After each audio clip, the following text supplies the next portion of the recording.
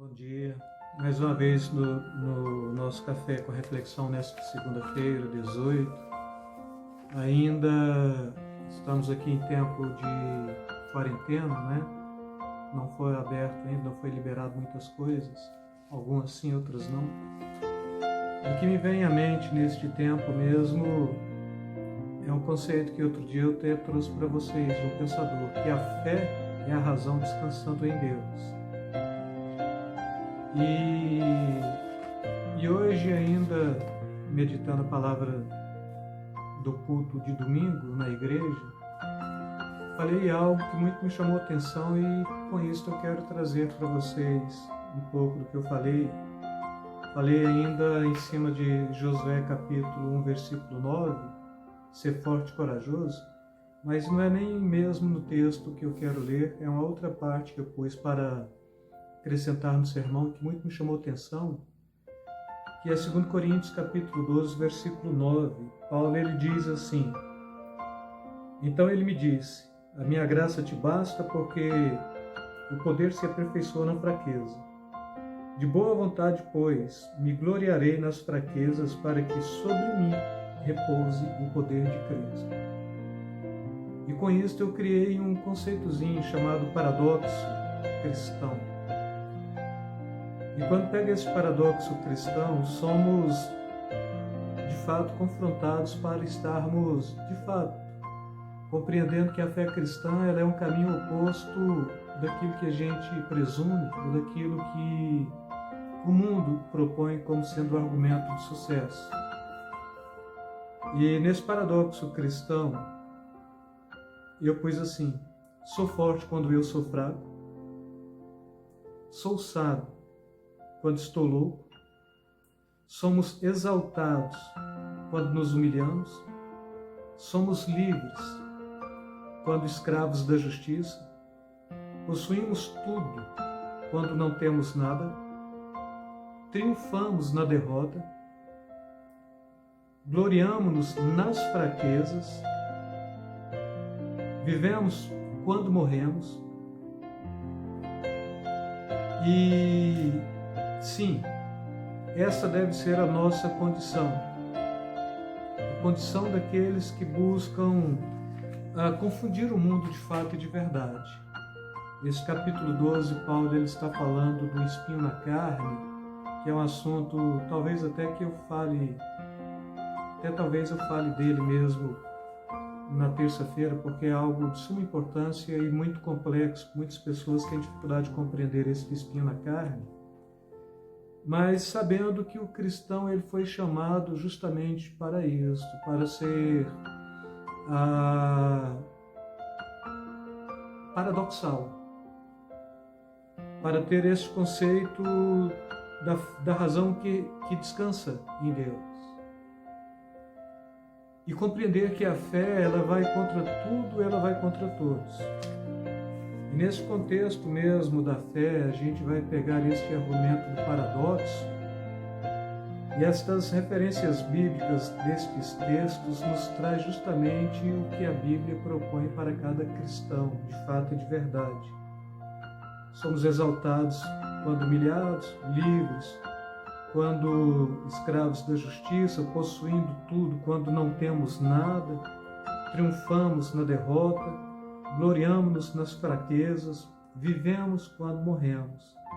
E eu diria que vivemos quando morremos do ponto de vista de que se eu não me mortificar dia a dia, se eu não levar a minha carne à cruz todos os dias, é Paulo que está falando isso, já estou crucificado com Cristo, não vivo mais eu, mas Cristo vive em mim.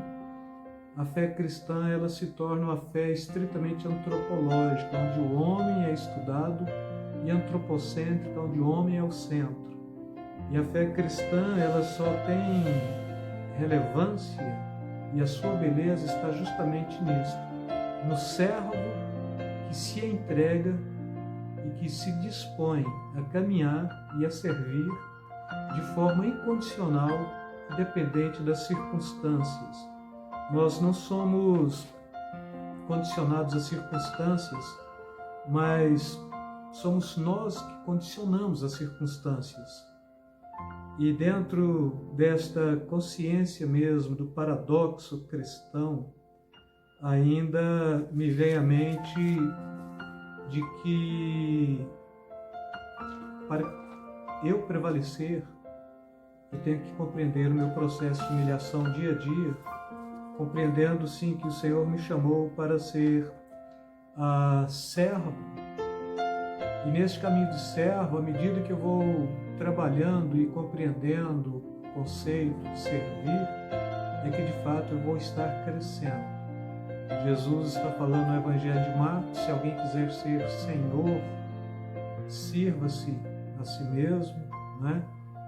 Jesus, quando ele vai mostrar aqui nesse paradoxo da fé cristã como era a liderança que ele estava trazendo para a sua igreja, ele tira a sua roupa, ele se envolta em uma toalha, ele põe os seus 12 ali sentados em cadeiras, e ele descalça os pés de um por um, ele ajoelha e ele lava os pés.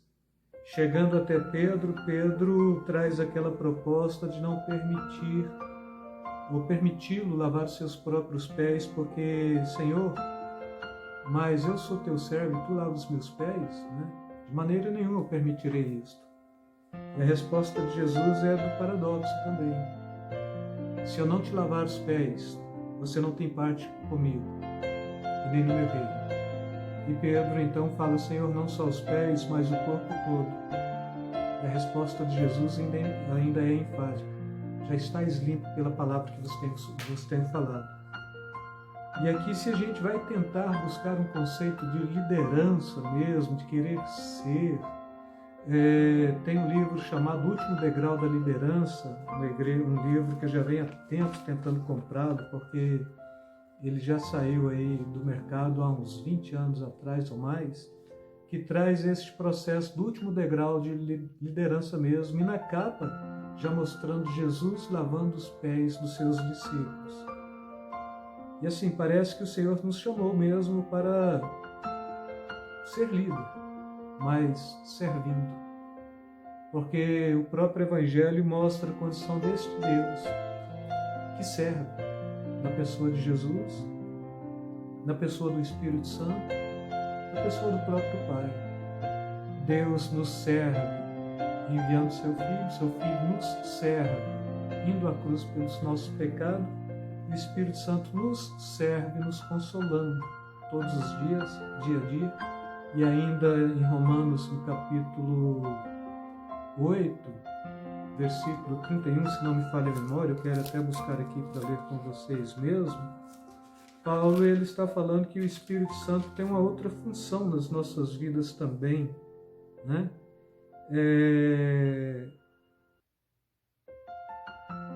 Não é o versículo 31, mas ele está falando que o mesmo Espírito intercede por nós com gemidos inexprimíveis, porque sequer sabemos orar como convém. E assim, então a gente vai perceber este Deus que serve na pessoa do Pai, do Filho e do Espírito Santo. E se eles têm demonstrado esta aptidão de servir, o Pai doando o Filho doando a vida, e posteriormente o Espírito Santo doando esta capacidade do consolo e até mesmo do nos ensinar a orar, porque então a gente não caminha por esta proposta do paradoxo da fé cristã, né? Do servir, ser grande quando pequeno, ser forte quando fraco, possuir tudo quando não tendo nada, e sendo sábio na loucura. Quero deixar esta palavra para vocês de reflexão neste início de semana e início de dia mesmo, que o Senhor possa consolar os corações de cada um de vocês. E como sempre, beijo no coração. Deus vos abençoe rica e abundantemente. Fiquem na paz.